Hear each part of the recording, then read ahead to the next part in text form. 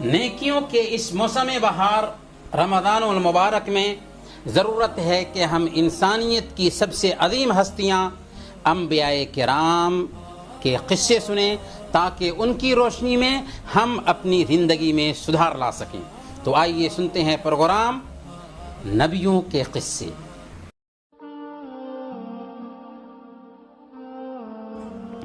الحمد للہ رب العالمین والصلاة والسلام علی قائد الغر المحجلین نبینا محمد وعلی آلہ وصحبہ اجمعین۔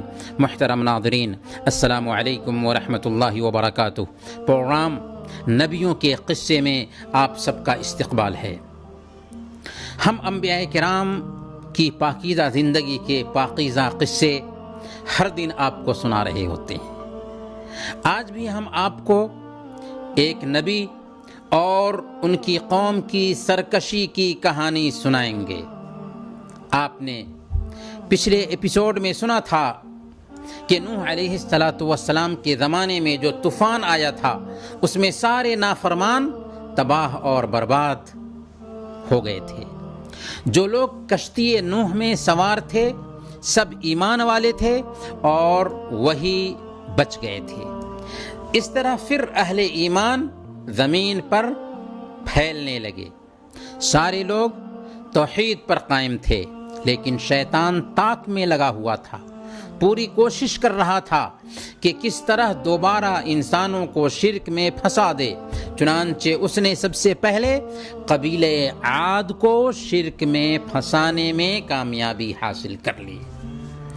عاد عربی قبیلہ تھا، احقاف نامی علاقہ میں رہتا تھا جو عمان اور حضرموت کے درمیان تھا۔ یہ علاقہ ریت کے ٹیلوں والا تھا اور سمندر کے کنارے پر واقع تھا۔ قرآن کریم میں اس واقعے سے متعلق 2 سورتوں کا نام آیا ہے، ایک سورہ ہود اور دوسرا سورہ احقاف۔ یہ لوگ اپنی تہذیب رکھتے تھے، لمبے لمبے ستونوں والے خیموں میں رہتے تھے، بڑے طاقتور اور مضبوط لوگ تھے۔ لوگ ان کی طاقت کا لوہا مانتے تھے۔ پیارے بھائیوں، ان کے جسم تو مضبوط ضرور تھے، لیکن ان کی عقلوں پر پردہ پڑ گیا تھا۔ بتوں کی پوجا کرنے لگے۔ ان کے 3 بت تھے، سمد، سمود اور ہری۔ اللہ تعالیٰ نے ان کے بیچ انہی میں سے ایک نبی کو بھیجا جن کو ہم ہود علیہ السلام کے نام سے جانتے ہیں۔ ہود علیہ السلام نے انہیں اللہ کی نعمتیں یاد دلائیں کہ کیسے اللہ تعالیٰ نے انہیں قوم نوح کا خلیفہ بنایا، کیسی طاقت اور قوت عطا کی، کیسے ان کی زمینوں کو سرسبز و شاداب کیا۔ پھر انہیں طوفان نوح میں سرکشوں کی تباہی اور بربادی یاد دلاتے ہوئے کہا کہ اے میری قوم کے لوگوں، مورتی پوجا چھوڑ دو۔ سورہ اعراف آیت نمبر 65۔ یا قوم اعبدوا اللہ ما لکم من الہ غیرہ افلا تتقون۔ اے میری قوم کے لوگوں، اللہ کی عبادت کرو، اس کے سوا کوئی معبود نہیں ہے، کوئی عبادت کے لائق نہیں ہے۔ پھر کیا تم غلط روی سے پرہیز کرو گے؟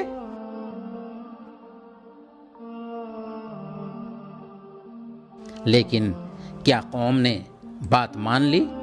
کیا قوم آپ کی بات کے مطابق زندگی گزارنے لگی؟ نہیں، بلکہ ڈھٹائی سے کہنے لگے انا لنراک فی سفاہہ وانا لنظنک من الکاذبین۔ اے ہود، ہم تو تمہیں بے عقلی میں مبتلا سمجھتے ہیں اور ہمیں گمان ہے کہ تم جھوٹے ہو۔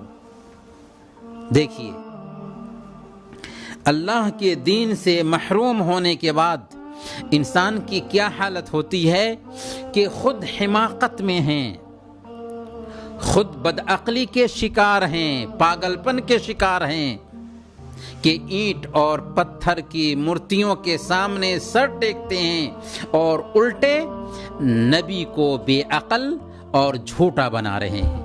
خود علیہ السلام نے ان سے پیغمبرانہ شان میں کہا، یا قوم لیس بی صفاحۃ ولکنی رسول من رب العالمین، اے میری قوم کے لوگوں، میں بے عقلی میں مبتلا نہیں ہوں، بلکہ میں رب العالمین کا بھیجا گیا رسول ہوں۔ میرا کام تم تک اللہ کا پیغام پہنچانا، اور میں تمہارے لیے امانت دار خیر خواہ۔ میں اس پیغام پر تم سے کسی طرح کی اجرت بھی طلب نہیں کرتا، کسی معاوضے کا مطالبہ نہیں کرتا، بلکہ صرف خیر خواہی کے جذبے سے یہ باتیں کر رہا ہوں۔ اس لیے میری قوم کے لوگوں، ایک اللہ کی عبادت کرنے لگ جاؤ۔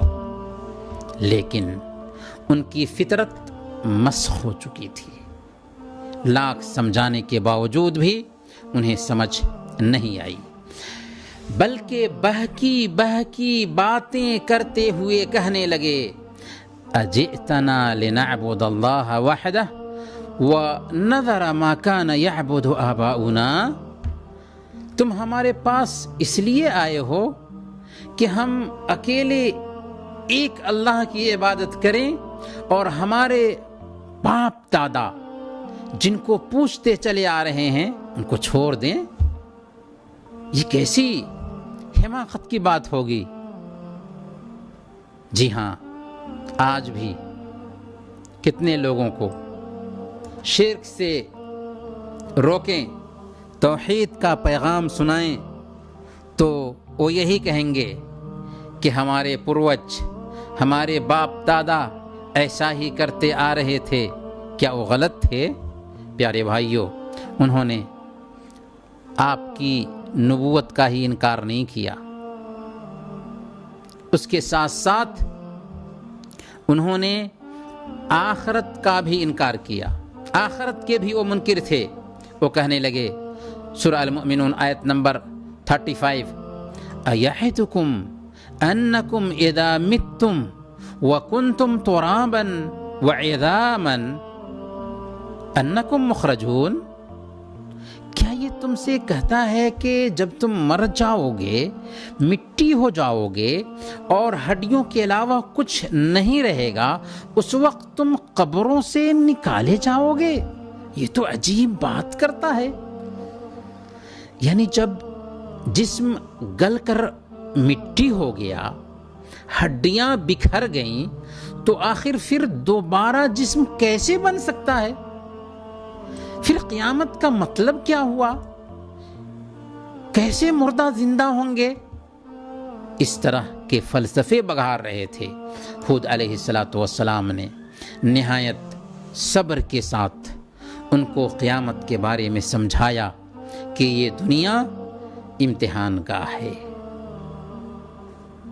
دنیا میں سارے لوگ ایک طرح کے نہیں ہوتے، کتنے ظلم کرتے ہیں اور انہیں سزا نہیں مل پاتی، کتنے اچھا کام کرتے رہتے ہیں اور ان کو دنیا میں ان کا بدلہ نہیں مل پاتا۔ اس لیے اللہ کے انصاف کی مانگ ہے، اس کا تقاضا ہے کہ ایک دن ایسا ہونا چاہیے جس میں بدکاروں کو پوری سزا مل سکے اور نیکوکاروں کو پورا انعام دیا جا سکے۔ لیکن وہ کب ماننے والے تھے؟ کہنے لگے، ہیہات ہیہات لما توعدون ان ہی الا حیاتنا الدنیا نموت ونحیا وما نحن بمبعوثین۔ بعید، بالکل بعید ہے یہ وعدہ جو تم سے کیا جا رہا ہے۔ زندگی تو بس ہماری دنیا کی زندگی ہے، یہیں ہم کو مرنا اور جینا ہے، اور ہم ہرگز اٹھائے جانے والے نہیں ہیں۔ قوم کے لیڈروں نے عام لوگوں کو مزید گمراہ کرتے ہوئے کہنا شروع کر دیا کہ کیا تم دیکھتے نہیں کہ یہ ایک انسان ہے، ہمارے جیسے ہی کھاتا اور پیتا ہے، بلکہ ہم سے تو مال و دولت میں یہ بہت کمزور ہے، وہ حق پر ہوگا اور ہم لوگ باطل پر ہوں گے، ایسا کیسے ہو سکتا ہے؟ دیکھیے اللہ تعالیٰ نے فرمایا سورہ المؤمنون آیت نمبر 34، وَلَئِنْ أَطَعْتُمْ بَشَرًا مِثْلَكُمْ إِنَّكُمْ إِذًا لَخَاسِرُونَ۔ سن لو، اگر تم اپنے ہی جیسے ایک انسان کی بات مان لوگے نا تو گھاٹے میں رہو گے، ٹوٹے میں رہو گے، خسارے میں رہو گے۔ محترم بھائیو، ہود علیہ السلام کی قوم سرکشی، گمراہی اور تکبر میں آگے بڑھتی ہی گئی، آپ کو مجنون، پاگل اور دیوانہ ثابت کرتے ہوئے ایک دن یہاں تک کہہ دیا کہ اب ہمیں سمجھ میں آیا ہے تمہارے پاگل پن کا راز۔ تم جو ہمارے معبودوں کو برا بھلا کہتے ہو، اسی کا نتیجہ ہے کہ ہمارے معبود کا غضب تم پر نازل ہوا ہے، اسی غضب کی بنیاد پر تم پاگل ہو گئے ہو، دیوانہ ہو گئے ہو، مجنون ہو گئے ہو۔ سورہ ہود آیت نمبر 54، ان نقول الا اعتراک بعض آلہتنا بسوء، ہم تو بس یہ سمجھتے ہیں کہ تیرے اوپر ہمارے معبودوں میں سے کسی کی مار پڑ گئی ہے، ہمارے معبودوں کی بد دعا لگ گئی ہے، جس کی وجہ سے تم پاگل پن کے شکار ہو گئے ہو۔ اللہ اکبر، ذرا ان کی سوچ دیکھیے کس سطح کو پہنچ چکی ہے کہ شاید ہمارے معبودوں کا تم پر غضب ٹوٹا ہے، جس کی وجہ سے تم پاگل پن کے شکار بن چکے ہو۔ بات یہیں پر ختم نہیں ہوتی، بلکہ انہوں نے آپ پر ایمان لانے سے صاف صاف انکار کر دیا۔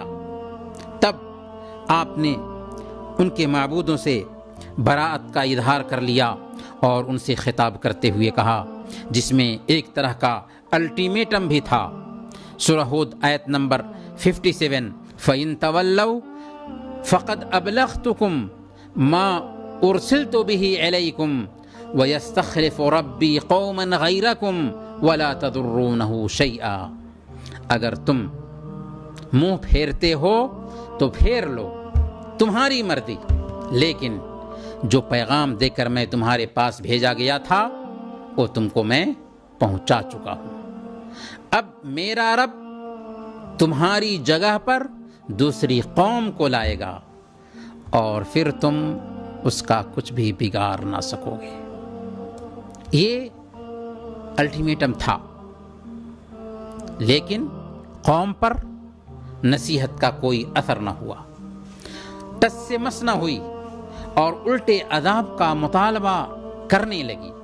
سورہ الاحقاف آیت نمبر 22، فَأْتِنَا بِمَا تَعِدُنَا إِن كُنْتَ مِنَ الصَّادِقِينَ۔ اے ہود، تم جس سے مجھے ڈرا رہے ہو، جس سے تم ہم سب کو ڈرا رہے ہو، اسے ہم پر لے کر کے آؤ اگر تم سچے ہو۔ اگر تم سچے ہو تو یہ عذاب ہم پر نازل کر دو۔ یعنی ڈھٹائی دیکھیے کہ وہ حضرت ہود علیہ السلام سے عذاب کا بھی مطالبہ کرنے لگے۔ تب ہود علیہ السلام نے اللہ سے رجوع کیا۔ سورہ المؤمنون میں اللہ رب العالمین نے بیان فرمایا، حضرت ہود علیہ السلام نے اللہ سے دعا کی، رب انصرنی بما کذبون، اے پروردگار، انہوں نے مجھے جھٹلایا ہے، انہوں نے مجھے جھوٹا سمجھا ہے، تو پھر تو ان کے خلاف میری مدد کر۔ اللہ کی طرف سے جواب آیا، قال عما قلیل لیصبحن نادمین، قریب ہے، وہ وقت آنے والا ہے کہ جب یہ اپنے کیے پر پچھتائیں گے۔ اللہ کا عذاب آنے ہی والا ہے۔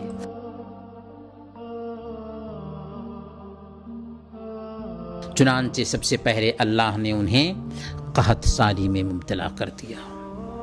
3 سال تک ایک قطرہ بارش نہیں ہوئی، جانور مرنے لگے، پانی کی قلت ہو گئی۔ دعا کے لیے اپنے معبودوں کے پاس گئے، مٹی اور پتھر کی ان مورتیوں کو پکارا اور ان سے پانی طلب کیا۔ چنانچہ ان کو آسمان میں بادل نظر آیا، کہنے لگے دیکھو یہ رحمت کی بارش ہے، ہمارا دیوتا ہم پر خوش ہو گیا۔ حالانکہ وہ بادل کیا تھا؟ عذاب تھا جو ان کی تباہی لے کر کے آیا تھا۔ اسی لیے اللہ تعالیٰ نے فرمایا بل هو ما استعجلتم به، یہ وہی ہے جس کے جلدی کا تم مطالبہ کر رہے تھے۔ عذاب کا مطالبہ کر رہے تھے نا، آ گیا عذاب۔ اللہ تعالیٰ نے ان پر ایسی آندھی بھیجی جو لگاتار 7 رات اور 8 دن تک چلتی رہی۔ ہوا ایسی تیز تھی کہ آدمی کو اٹھا کر اوپر لے جاتی اور پھر اوپر سے سر کے بل نیچے پھینک دیتی تھی، جس سے سر الگ اور جسم الگ ہو جاتا تھا۔ اسی کی طرف اشارہ کرتے ہوئے اللہ تعالیٰ نے فرمایا سورہ الحاقہ آیت نمبر 7 فَتَرَى الْقَوْمَ فِيهَا صَرْعًا كَأَنَّهُمْ أَعْجَازُ نَخْلٍ خَاوِيَةٍ، تم وہاں اگر ہوتے تو دیکھتے کہ وہ وہاں اس طرح مرے پڑے ہوئے ہیں جیسے وہ کھجور کے بوسیدہ تنے ہوں۔ اس طرح کوئی شخص بھی زندہ نہ رہا اور سب کے سب عبرت کا سامان بن گئے۔ ان کی طاقت، ان کی جبروتیت اور ان کی خوش فہمی انہیں کچھ بھی فائدہ نہ پہنچا سکی۔ محترم ناظرین، حضرت ہود علیہ السلام اور ان کی قوم کے قصے سے ہمیں کیا سبق ملتا ہے؟ پہلا سبق ہمیں یہ ملتا ہے کہ ایک انسان کو سچائی کی تلاش کرنی چاہیے، آبا و اجداد کی اندھی تقلید سے بچنا چاہیے۔ ہود علیہ السلام نے جب اپنی قوم کو اللہ کی طرف بلایا تو انہوں نے یہی کہا کہ ہم نے اپنے باپ دادا کو جس طریقے پر پایا ہے اس طریقے کو کیسے چھوڑ دیں؟ آج بھی کتنے لوگ ہیں جنہوں نے بہت سے داتا، مشکل کشا، حاجت روا، غریب نواز اور غوث آدم بنا رکھے ہیں۔ ایسے لوگوں کو چاہیے کہ وہ سچائی کی تلاش کریں اور آبا و اجداد کے طریقے کو سچائی کے راستے میں حائل نہ ہونے دیں۔ قوم عاد کے قصے سے ہمیں دوسرا سبق یہ ملتا ہے کہ اللہ تعالیٰ نافرمانوں اور ظالموں کو کبھی مہلت ضرور دیتا ہے، ڈھیل ضرور دیتا ہے، لیکن جب وہ حد سے گزر جاتے ہیں تو اللہ تعالیٰ اپنی رسی کھینچ لیتا ہے، اور یہی کچھ ہوا قوم عاد کے ساتھ۔ محترم ناظرین، انہی چند کلمات کے ساتھ ہم آپ سے رخصت ہوتے ہیں، اگلے ایپیسوڈ میں انشاءاللہ پھر ملیں گے۔ تب تک کے لیے اجازت دیجیے۔ وصلی اللہ علی نبینا محمد وعلی آلہ وصحبہ اجمعین۔